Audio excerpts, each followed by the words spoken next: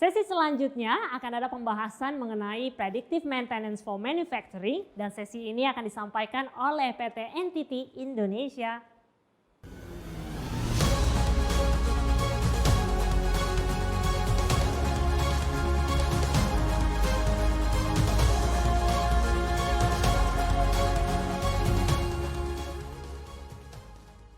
Selamat siang Bapak Ibu semuanya. Terima kasih untuk kehadirannya dalam acara IBM Partner Summit tahun ini. Perkenalkan, nama saya Yanto sebagai Solution Architect dari NTT Indonesia.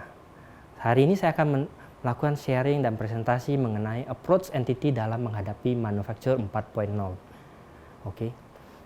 Bicara mengenai manufaktur 4.0 tidak lepas dari namanya perkembangan teknologi. Dulu kita mulai dari misalnya industri 1.0 di mana itu kita menggunakan mechanization. Lalu dengan adanya penemuan listrik kita bergerak menuju industri 2.0. Sampai sekarang kita berada pada industri 3.0 di mana banyak penggunaan seperti automate production, komputer, dan IT system dan robotik. Nah, sekarang kita di 3.0 menuju 4.0. 4.0 kita banyak bicara mengenai autonomous, AI, IoT, machine learning, dan lain-lain. Hal ini yang membuat manufaktur bertransformasi dalam hal melakukan manufacturing dan production. Bisnis model juga dibentuk, bisnis model baru tercipta ya berdasarkan industri 4.0 ini. Dari pemerintah Indonesia juga mencanangkan program yang namanya Making Indonesia 4.0. Jadi dalam program ini dicanangkan ada 3 pilar, itu dari application layer, connectivity layer, dan sampai ke logical layer. Jadi kalau application kita bicara mengenai penerapannya seperti advanced robotic, 3D printing, dan wearables yang kita gunakan. Dan dari sisi IoT kita juga bahas mengenai connectivity, dan pada pusatnya kita bicara mengenai autonomous system dalam industri 4.0, kita bicara mengenai logical layer-nya yaitu artificial intelligence. Hari ini NTT akan melakukan sharing mengenai capability-nya dalam hal IoT, Internet of Things. Ya. Jadi NTT sudah memiliki IoT yang dirilis di Jepang pada tahun 2017. Ya, IoT platform ini bernama Things Cloud. Jadi platform ini bisa dideploy di cloud maupun di on-prem. Gitu. Jadi platform ini sampai per hari ini sudah kita roll out di Asia. Sebelumnya di Jepang, sekarang di Asia. Gitu. Dan per tahun 2020 platform ini di award di Jepang sebagai IoT Service Provider of the Years. Jadi IoT Things Cloud. Oke. Apa sih IoT platform Things Cloud ini? Jadi kalau kita bicara IoT, tadi kalau kita lihat ya ada yang namanya wearables, advanced robotic, lain-lain semua hal ini yang dibawa kalau kita lihat connecting people and things, ini ada mesin, aktuator, maupun pompa, everything, semuanya harus connect ke satu sistem yang besar. Jadi perlu ditampung dalam satu sistem. Nah, itu yang kita bilang sebagai IoT platform atau kami menyebutnya NTT Things Cloud.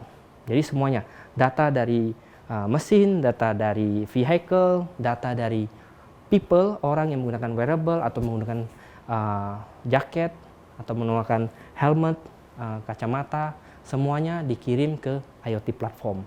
Nah, di IoT platform ini datanya dianalisa secara real time. Lalu dibentuklah use case-nya. Jadi dari data-data ini kita bisa memberikan use case seperti misalnya predictive maintenance, connected supply chain, logistik, ataupun connected worker, dan masih banyak lagi yang bisa kita lakukan menggunakan IoT platform. Oke. IoT platform ini juga bisa berintegrasi dengan existing alat perusahaan, existing application perusahaan. Jadi misalnya application seperti ERP, seperti CRM, atau juga existing sudah punya BI, ataupun existing juga sudah punya analytic, itu semuanya bisa kita perdayagunakan untuk koneksi ke IoT platform. Oke. Jadi bicara mengenai IoT platform, jadi yang kita lihat kenapa kita butuh IoT platform? Karena kalau kita bicara di plant, di manufacture, ataupun di logistik, ataupun di manapun perkebunan dan lain-lain, itu bicara mengenai banyak sekali perangkat yang perlu kita ambil datanya. Ada data dari mesin-mesin dari ABB, Siemens, Rockwell, dan lain-lain, dan juga ada data dari mobil, data dari vehicle, data dari motor. Semua data-data ini memiliki format yang berbeda-beda. Ada yang formatnya sudah terstruktur, ada yang formatnya belum terstruktur. Jadi semua data ini dengan protokol yang berbeda-beda harus dikumpulkan dalam satu platform. Dan platform ini harus mengerti bahasa-bahasa ataupun protokol-protokol dari perangkat-perangkat ini. Jadi dengan Things Cloud IoT dari NTT ini bisa kompatibel atau mengerti bahasa hampir dari 300 lebih protokol. Misalnya protokol dari BACnet, KNX, Siemens, ya, MQTT, dan juga koneksinya. Ada juga yang koneksi kalau kita di indoor, di plant, mungkin koneksinya bisa menggunakan kabel, Ethernet, bisa menggunakan Wi-Fi. Tapi kalau kita di outdoor, kita juga perlu koneksi misalnya menggunakan LoRa, menggunakan 4G, dan lain-lain. Nah, platform ini juga harus mengerti bahasa-bahasa atau bisa menggunakan berbagai protokol. Jadi itu satu hal mengenai IoT platform Things Cloud. Yang kedua adalah IT platform Things Cloud ini mempunyai kemampuan untuk menganalisa secara real time.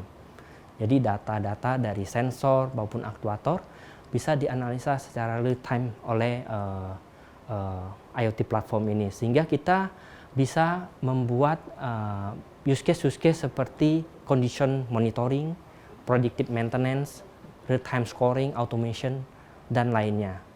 Karena kemampuan analitik ini, ya, itu. Selanjutnya adalah masih mengenai analitik. Kalau kita bicara mengenai analitik, kita berbicara mengenai penggunaan data.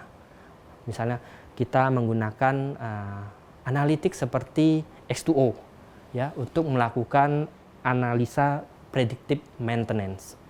Jadi ini adalah workflow untuk dari data procurement, akuisisi data, sampai ke analisa atau prediction.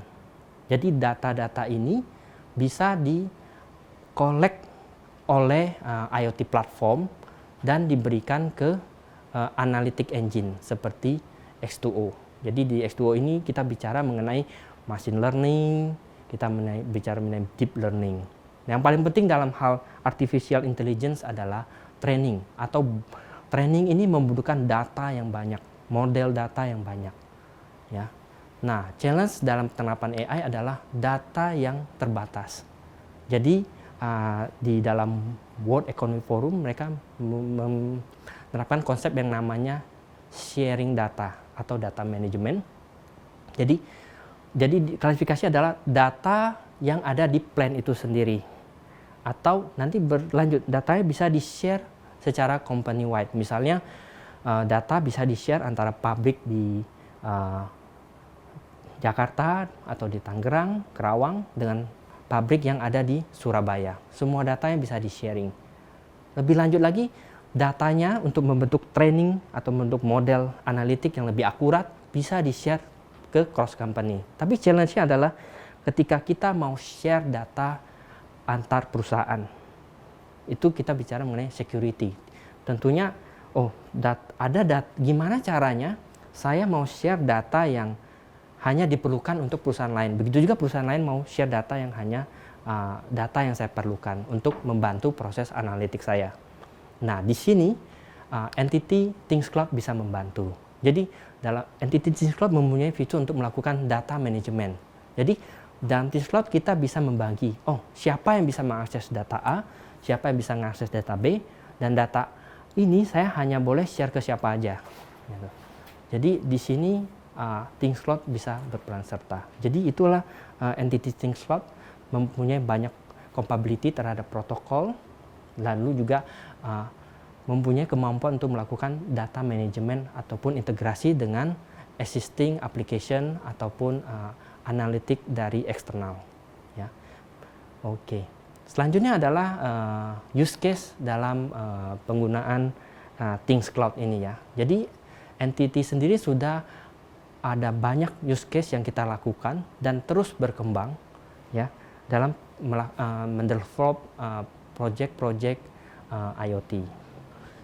Contohnya adalah kita menggunakan IoT untuk use case seperti smart warehouse.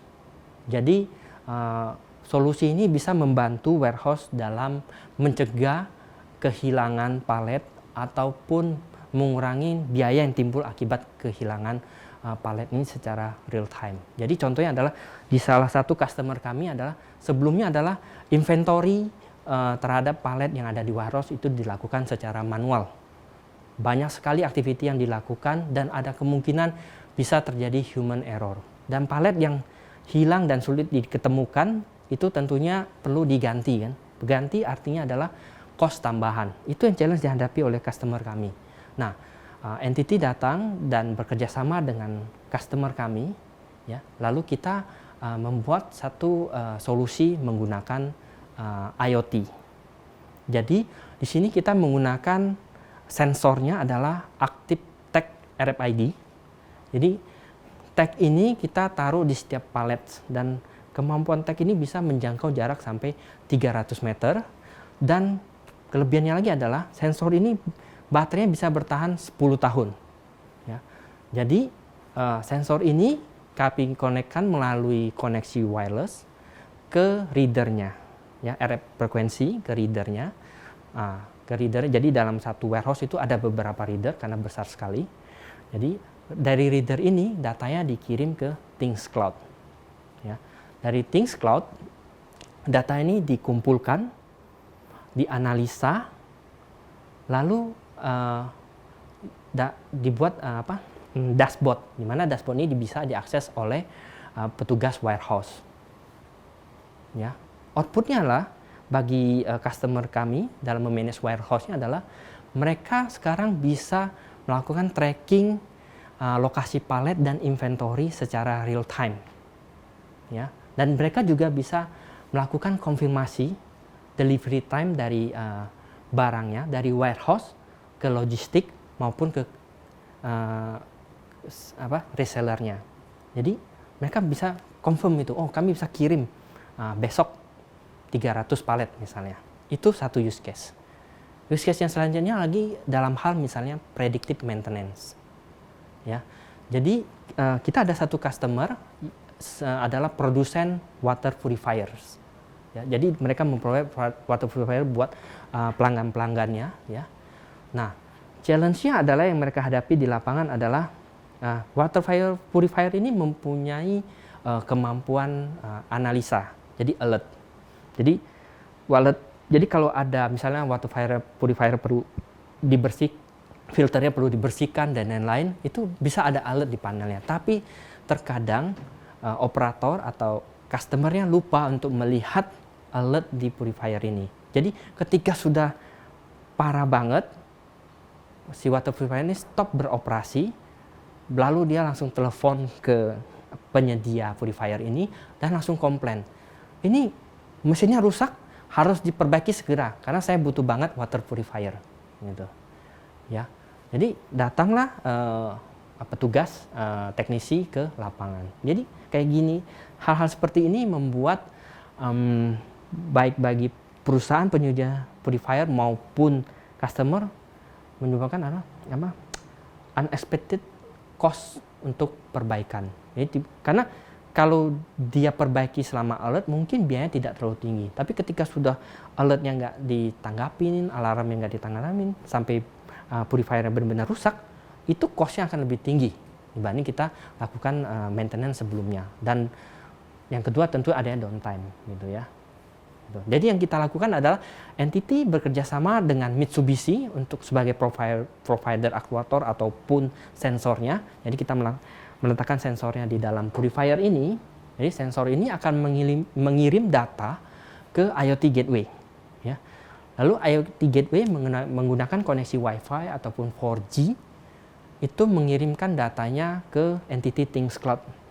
Datanya dikumpulkan, dianalisa, dan ketika ada alert, otomatis alarmnya dikirim ke customer supportnya dari produsen water purifier ini. Gitu. Jadi setelah itu customer supportnya akan mengecek apakah benar ini problem di spare part atau bukan. Kalau ternyata problem yang perlu onsite, customer akan dispatch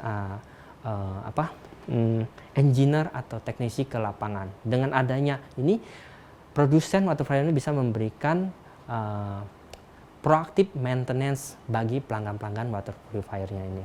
Itu mengenai predictive maintenance.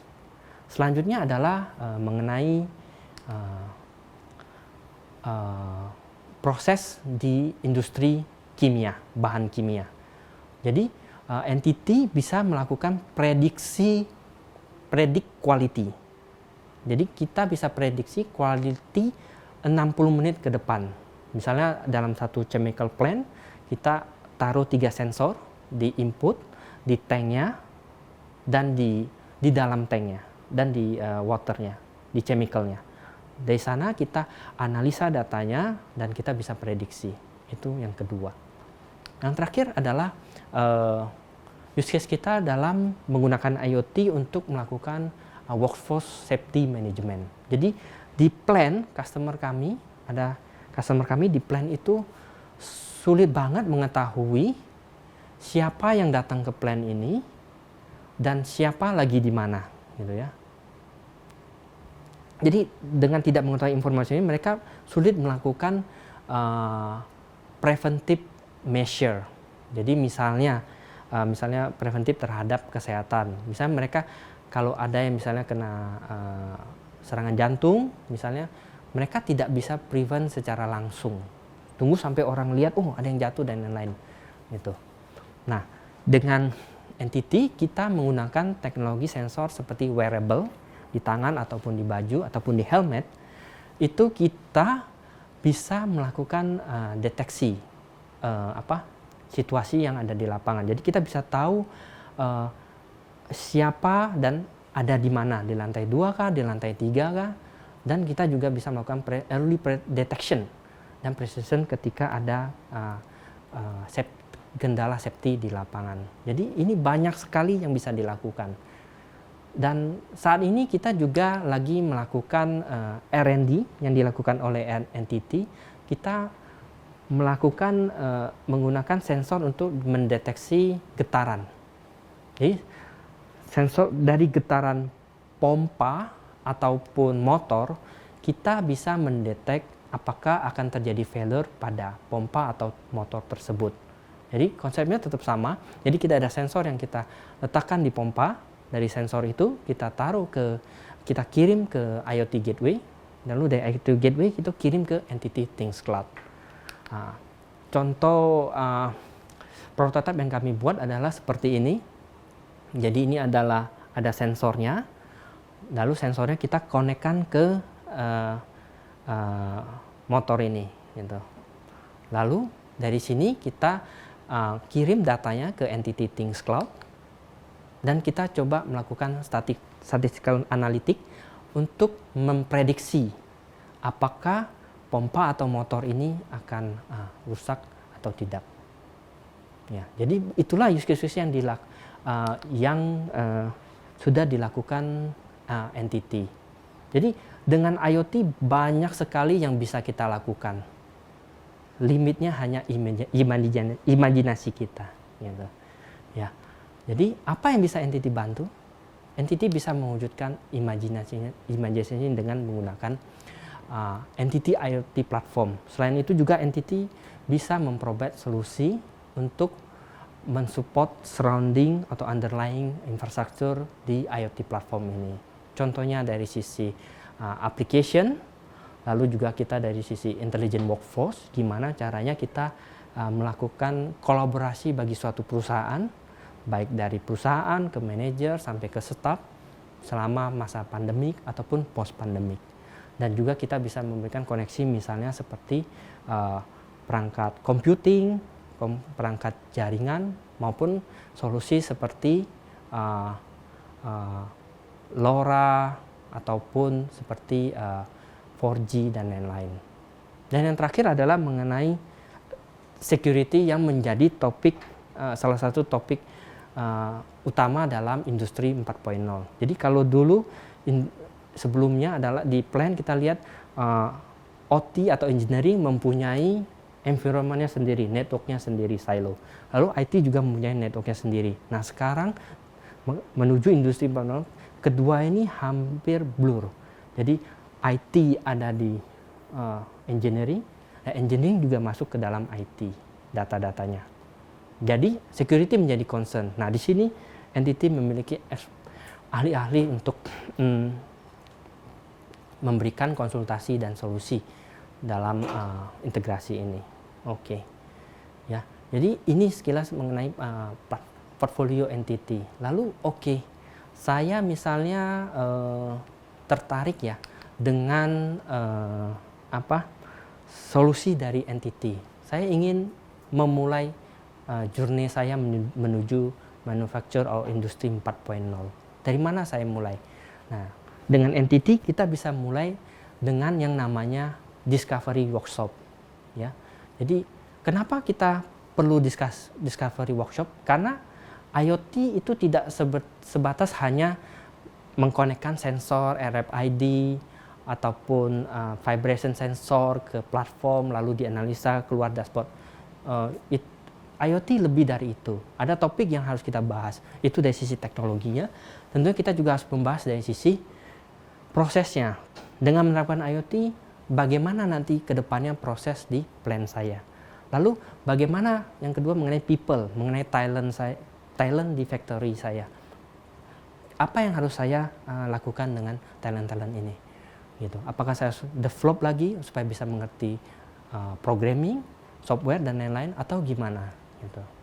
Nah di sini dalam workshop ini kita bisa duduk bareng dengan tim IT, tim OT atau engineering dengan expert manufacturing dari entity dan expert teknologi dari entity. Di sini kita bisa tentukan bagaimana strategi IoT yang terbaik bagi perusahaan kita, gitu. Lalu outcome-nya apa? Lalu setelah itu kita bisa lanjut ke demo testing, gitu ya. Dari demo kita bisa melakukan prototyping dan bisa menjadi solusi pilot, gitu. Itu yang kami sarankan untuk memulai journey manufacturing 4.0. Sekian sharing dari saya hari ini.